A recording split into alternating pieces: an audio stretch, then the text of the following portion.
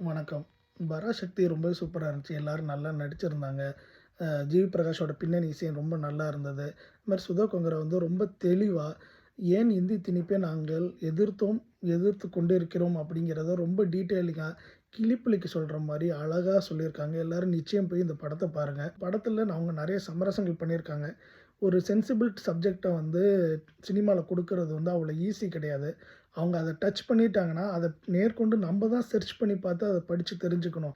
அத பூசி மொழிவி கொண்டு வரும்போதே அதுக்கு இத்தன சென்சார் கட்டுனா, அது ஒரிஜினலா எடுத்துட்டு வந்தா அதோட சூழ்நிலைய யோசிச்சு பாருங்க. அதனால அவங்க அதில நெறைய காம்ப்ரமைஸ் பண்ணியிருக்காங்க. அதில எனக்கு வந்து ஒண்ணே ஒரு காம்ப்ரமைஸ் தான் புடிக்கல. இந்த மாரி படத்துலயும் காதல் காட்சிகள் தேவையா?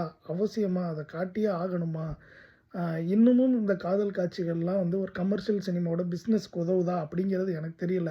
ஜென்ரலா போற போக்குல கடந்து போவாங்க. காமராஜரையும் கக்கனையும் தோற்கடிச்ச ஊர் அது. ஏன்யா காமராஜர தோற்கடிச்சாங்க? ஏன்யா கக்கன தோற்கடிச்சான்னு ஒரு நாள் கூகுள் சர்ச் பண்ணி பார்க்க மாட்டாங்க.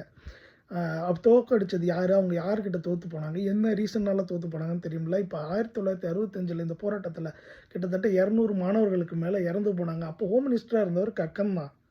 அப்ப சிஎம்மா இருந்தது பக்தவச்சலம். அப்ப காமராஜர் என்ன போஸ்ட்ல இருந்தாரு?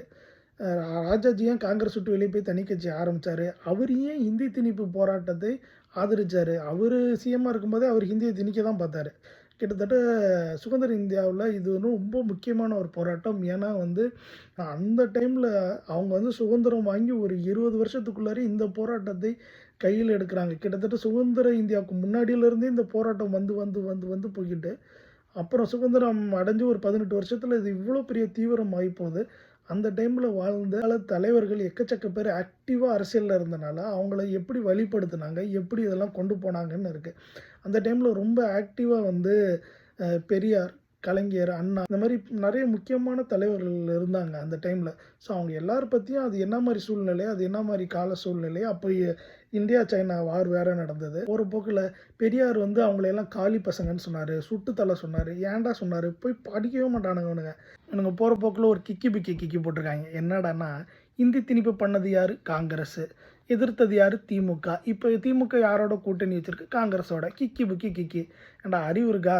நம்ம சண்டை போட்டது அவங்க அந்த டைம்ல கையில எடுத்திருந்த ஐடியாலஜியோட, குலக்கல்வி திட்டத்தோட, ஹிந்தி திணிப்போட, மாநில சுயாட்சிக்கு எதிராக அவங்க கொண்டு வந்த ஒவ்வொரு விஷயங்களோட, அந்த சித்தாந்தங்களுக்கு எதிரா தான் சண்டை போட்டிருக்குமே தவிர, அந்த கட்சியோட தலைவர்களோ, இல்ல அந்த கட்சியோ நமக்கு எதிரி கிடையாது. அவங்க அந்த டைம்ல அமல்படுத்த நெனச்ச சித்தாந்தங்கள் தான். இன்னைக்கு நம்ம எதிரி மோடி கிடையாது. நம்ம எதிரி அமித்ஷா கிடையாது. நம்ம எதிரி பிஜேபி கிடையாது. அந்த பிஜேபியும், அமித்ஷாவும், மோடியும் அவங்க செயல்படுத்தி கொண்டு இருக்கிற சித்தாந்தங்கள் தான் பிரச்சனை. அந்த ஐடியாலஜி தான் பிரச்சனை. நாளைக்கு அவங்க அந்த தலைமை பண்புல இருக்கிறவங்க, நாளைக்கு அவங்க இந்த ஐடியாலஜிய மாத்திக்கிட்டாங்கன்னா, அவங்களோட நமக்கு எந்த பிரச்சனையுமே இல்லை. தேசப்பற்று படம் எடுக்கிறேன்னு சொல்லி சிறுபான்மையினர் மேல வெறுப்பையும், விஷத்தையும் கக்குற மாரி படம் எடுக்கிறது, வெறுப்பு அரசியல் பேசுறது, ஒரு குறிப்பிட்ட மதத்துக்கு புரொபகண்டா பண்ற மாரி படம் எடுக்கிறன்னு இல்லாம, ஒரு முக்கியமான டாபிக் எடுத்து இந்த படம் பேசியிருக்கு. இதனாலேயே இந்த படத்த எல்லாரும் பாராட்டியிருக்கணும், கொண்டாடியிருக்கணும். ஆனா ஒரு குறிப்பிட்ட குரூப்பு காலையிலேருந்து சாயந்தரம் வரைக்கும் உட்காந்து டிசாஸ்டர் ஆயிருச்சு, தியேட்டர் காலியாயிருச்சு, படம் ஊத்திருச்சு, மூடிருச்சு, அவ்வளோதான் இதோட க்ளோஸ்ன்னு புலம்புறாய்ங்க, அழுவுறாய்ங்க, கதறாய்ங்க. சொல்லப்போனா அந்த புதுசா ஆரம்பிச்ச கட்சியோட புது கொள்கை தலைவரே அறிஞர் அண்ணா அவர்கள் தான். இவனுங்க தான் இந்த படத்த கொண்டு போய் சேர்த்துருக்கணும். ஏன்னா இவனுங்க தான் சொல்றானுங்க, அறிஞர் அண்ணா வந்து ஒரு கட்சிக்கானவர் இல்ல, எல்லோருக்குமானவர். அவர் எங்களுக்கானவர்ன்னு. அப்ப நீ நியாயப்படி என்ன சண்டை போட்டுருக்கணும்? இந்த படத்துல இன்னும் கொஞ்சம் அண்ணாக்கு சீன் வச்சிருக்கலாம். இல்ல அவர இன்னும் கொஞ்சம் எக்ஸ்டெண்ட் பண்ணி காட்டியிருக்கலாம். அப்படி இல்லன்னா, இந்த படத்துல காட்டுறாங்க பாருங்க. அம் பதவிக்கு வந்தோனே காங்கிரஸ் சுதந்திரம் வாங்கி பதவிக்கு வந்தோனே, உள்ள இருக்க மக்களை எப்படி துன்புறுத்துது. இதே பாசிசத்தை நோக்கி தானே துப்புரவு பணியாளர்கள் விஷயத்திலயும், இல்ல செவிலியர்கள் விஷயத்திலயும் இந்த மாரி அடிக்கிறது, கைது பண்றது, இது எல்லாமே தானே திமுக பண்றது. இப்ப நீங்க ஆட்சிக்கு வந்தோனா அத பண்ணலாமா? பாருங்க இந்த படத்துல எவ்வளோ காமிச்சிருக்காங்க. அரசு அதிகாரம் வந்தோனா, அந்த ஒவ்வொரு அரசும் சாமானிய மக்கள் மேல கட்டவிழ்த்து விடும் வர வன்முறைய பாருங்கன்னா, அப்படிலாம் இத கொண்டு போயிருந்தா, நீங்க வந்து அரசியல் படுத்தப்பட்டிருக்கீங்கன்னு சொல்லலாம். உங்க அண்ணன் உங்கள அரசியல் படுத்தவில்லை. அதாவது அறிஞர் அண்ணன் இல்ல, உங்க அண்ணன். உங்க அண்ணன் ஏன் உங்கள அரசியல் படுத்தல அப்படின்னு நாங்க சொல்றோம் அப்படின்னா, நீங்கள் அரசியல் படவில்லைங்கிறது தான் உண்ம. இந்த படமே பாசிசத்துக்கு எதிரான ஜனநாயகம் பேசுற படம் தான். ஆனா இவனுங்க படம் ஜனநாயகத்துக்கு பாசிசத்தால தான் பிரச்சனையே. அந்த பாசிசம் பண்ற கட்சிய கேள்வி கேட்காம, இங்க இருக்கிற கட்சிய கேட்டிருக்காங்க. ஏன் அவைங்க சர்டிஃபிகேட் தர மாட்டேங்கிறாங்கன்னு இங்க இவன கேள்வி எழுப்புறாய்ங்க. எவனையோ கேள்வி எழுப்பு. ஆனா பாசிசத்துக்கு எதிரா ஒரு படம் எடுத்திருக்குல்ல, அதை நீ என்கரேஜ் பண்ணும்ல, அதை கூட பண்ண மாட்டேங்கிறானுங்க. அந்த மனசு கூட இல்ல.